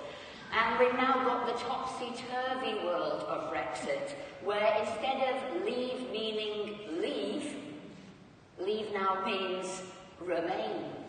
No. Exactly. And we've got to change that back around again. And I'm going to tell you a little bit about my journey to get here today, because it probably did start at Chequers. And I went to Chequers last summer, and interestingly, all those hundreds of pages of legal text that we had to go through and decipher, was that right or wrong? When do you think we got it? Yeah, a couple of days before. So we went there, like you'd have an away day. We thought it'd be about discussing, we thought we'd be about talking about it. They'd probably have, you know, suggestions put either way, people saying what they thought about it. What we did not know, as we sat and had dinner, yes we did, our mobile phones were taken, we didn't realise there was a press release going out. Didn't realise it was meant to be unanimous consent for what had gone on, because there wasn't. Many people spoke up and said this wasn't what we believed in. And as you know, 2 people resigned straight away. But I listened to the words, I hope people were listening to me, and they said, we will listen now, it doesn't seem right. In fact, it wasn't us who rejected it, it was the EU. So I carried on, going forward, putting my suggestions through, being told Brexit meant Brexit, being told there were 4 red lines, being told we'd deliver the result for the people, and then came the withdrawal agreement. 585 pages of a document, a political declaration, and the Attorney General's legal advice. Do you know when we were given that to read? Yes, the night before. Do you want to try reading 585 pages of legal text? And then that morning, 8 a.m. to 2 p.m, when the meeting was, in the reading room so things couldn't be taken out. Well, I asked for lawyers. I asked for a constitutional expert. Because I wanted to go through what was going on. We knew where the key issues were. We knew where we needed to probe. Did that make sense? I wasn't given those people. But I knew enough people to call up and maybe ask what it could mean. I also wanted to know, what about our free trade agreements, what we wanted? We'd heard about the Common Rule Book. We'd heard about the Customs Union. And I wanted to know, could we have those free trade agreements? What would it mean? And if we couldn't have them in their entirety, because we've been curtailed from having that, what could it be? Was it 60%? Was it 70%? Could we have one in there with America? Could we have one with Australia? Could we have one in Canada? Could you draw me a chart of what this really means? I asked for that for weeks upon weeks. Never got it. I went to see the Prime Minister privately. I said, I have a serious concern with what's going on. You can't say too much of cabinet nowadays. It finds itself in the paper the next morning.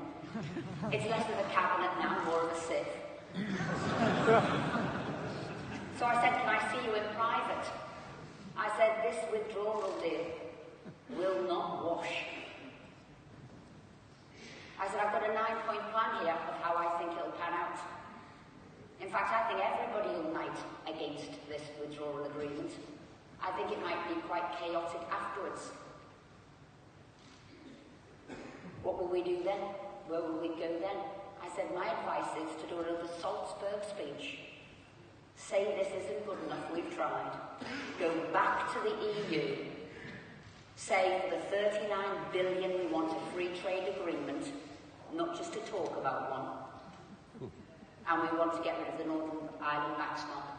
Their advisors and everybody around us said, we will get the vote. It will pass. It is a good deal. It takes a special kind of genius to get that many people to oppose your deal.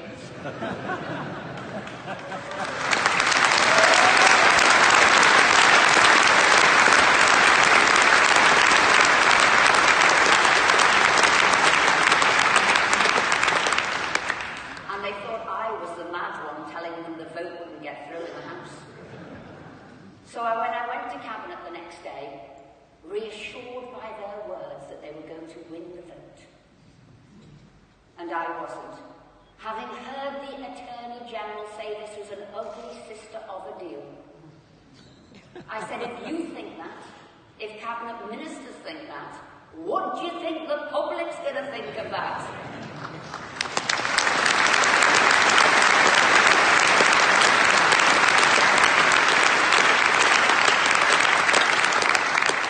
I said, I can't put my name to this document because this document will last far longer than my term in cabinet.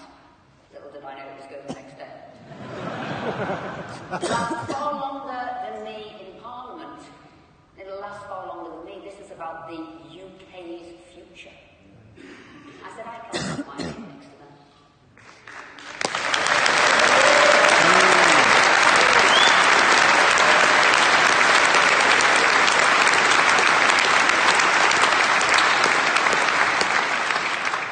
So I said, because, to be fair, there were dissenting voices around the cabinet table.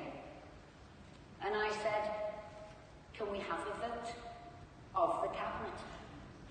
And the reason I wanted to do that is I wanted people to focus on what we were doing.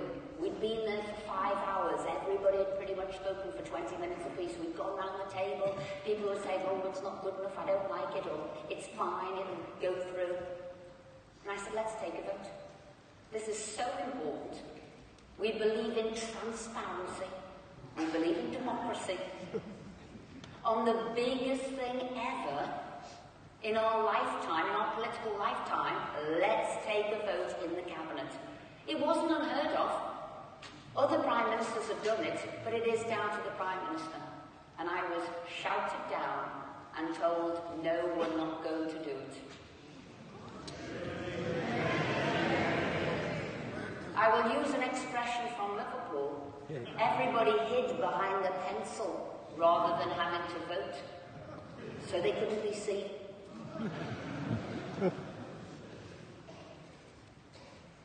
I left cabinet the next morning. I went home that night. I wrote my resignation letter.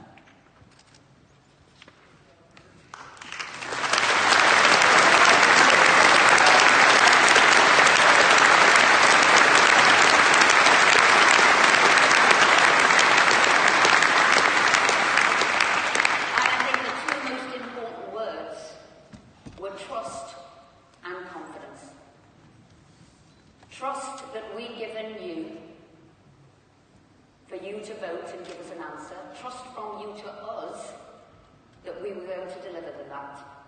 And confidence. You have confidence in the United Kingdom and its capabilities. We have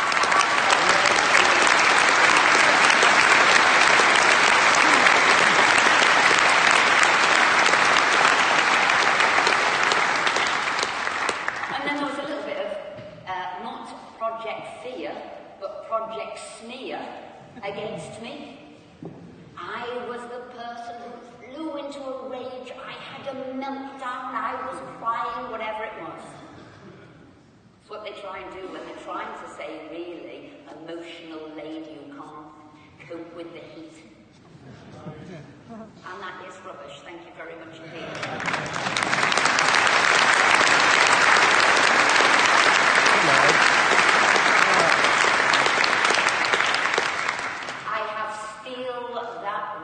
Through me.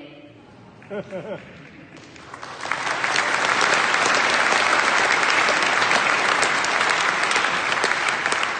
I am a public servant, like you've seen Kate, like you've seen Ian here, spectacular public servants, and we will do what you ask us to do when we've got the confidence to do it.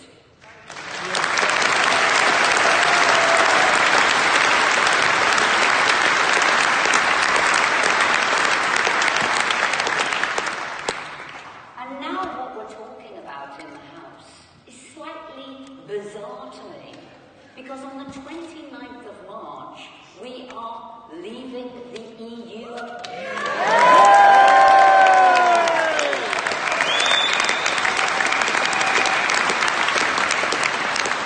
And the default position, which everybody has signed off on in the House, is to leave without a deal.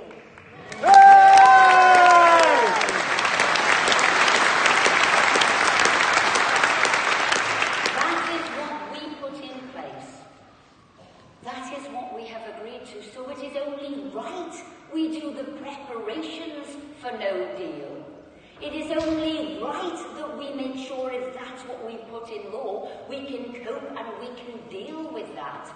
Civil servants, to be fair, have been working those plans. That preparation is in place. Money has been put aside for that. So first of all, we have told the Prime Minister, go back to the EU and get a better deal. Yeah. No backstop on the 39 billion for a future trade agreement. And at the same time running parallel, because we must do that in order to get a better deal anyway, is to continue with our no-deal preparations, because that is what is happening. We cannot put our head in the sand.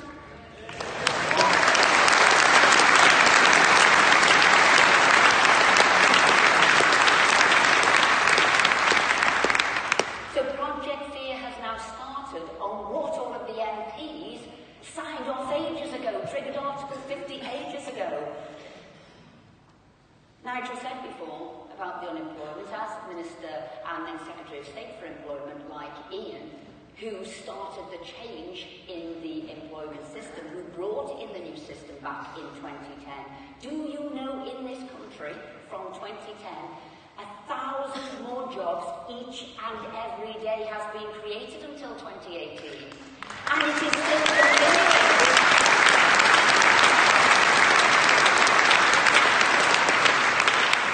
More jobs have been created in the UK since 2010 than France, Spain, Ireland, Austria, Netherlands, Sweden and Norway combined.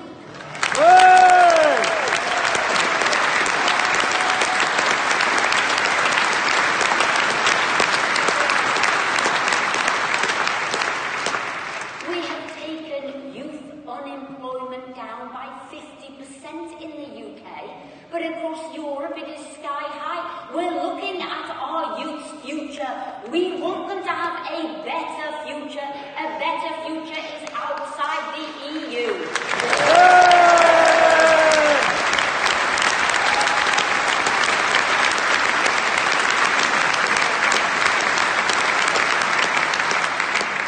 They told us investment would stop coming into the UK. It hasn't. It's at record levels.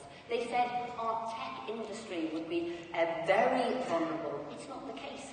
Google's come here, SoftBank's come here, Amazon's come here. Do you know what now? In London we've got more coders than in San Francisco and New York. This is the place to be.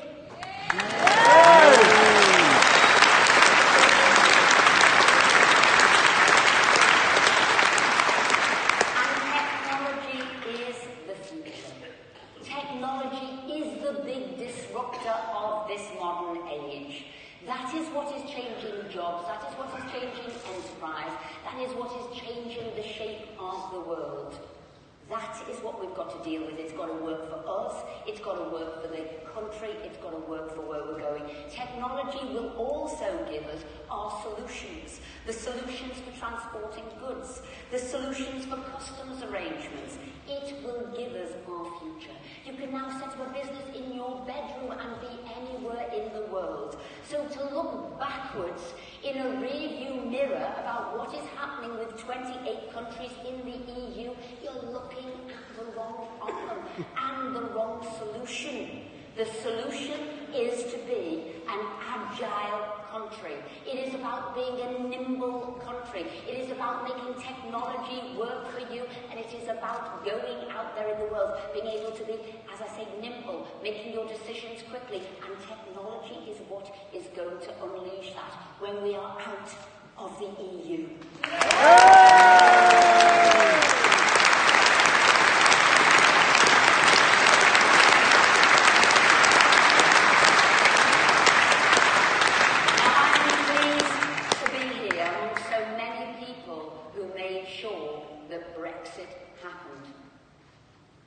And I am pleased also to be an MP with fellow MPs here. And there's not many of us who believe in the cause. But we're fighting hard. We're fighting hard for you, and we will not rest as a minority in Parliament until you get what you voted for.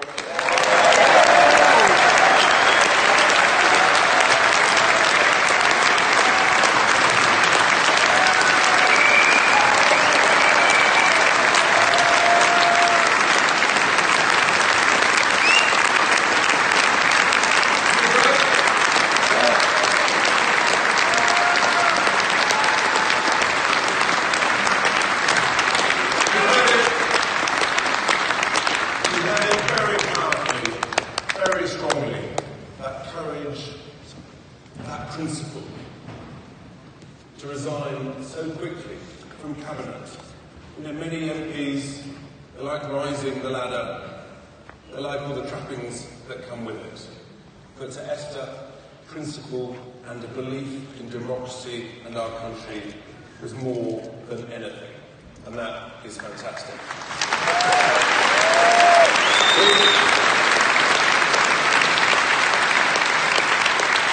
We've had a lot of fun tonight, ladies and gentlemen, but all great things must come to an end. We've got homes to get to. But before we do that, there's just two things, please. Firstly, what I said earlier, all of us can still help. We need to write to our MPs. We need to tell them we believe in Brexit. We believe in Britain. We know that a WTO Brexit is the way to go.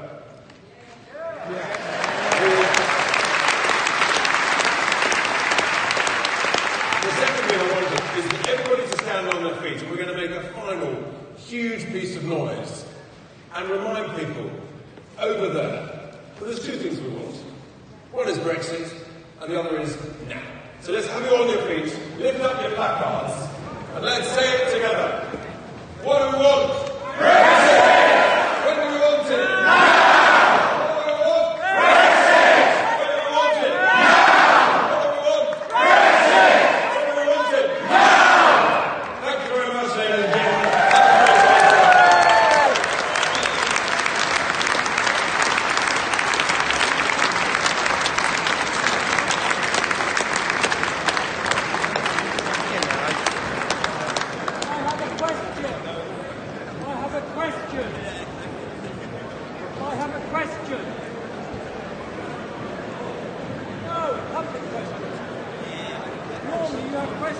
Sometimes do, sometimes don't. With 6 speakers, we run out of time. Believe it or not, unfortunately, we've got to leave the building. I'm really sorry. We tried to. Come along, come along. What's your question? What's the question? What's your question? My question is very clear. The enemy are the parliamentarians. We're finished. They're going to do it without us unless we do something. None of you up there have given us anything to do. There's no leadership in the deputy direction. We've done it. That's a waste of time. Keep doing it. Turn up at the constituent. Have you been to his surgery? No. Or her surgery? Sorry. No. Do that. It's Brighton. Brighton? Yes. Who's Brighton? Green, the one and only. Waste of time. Keep quiet.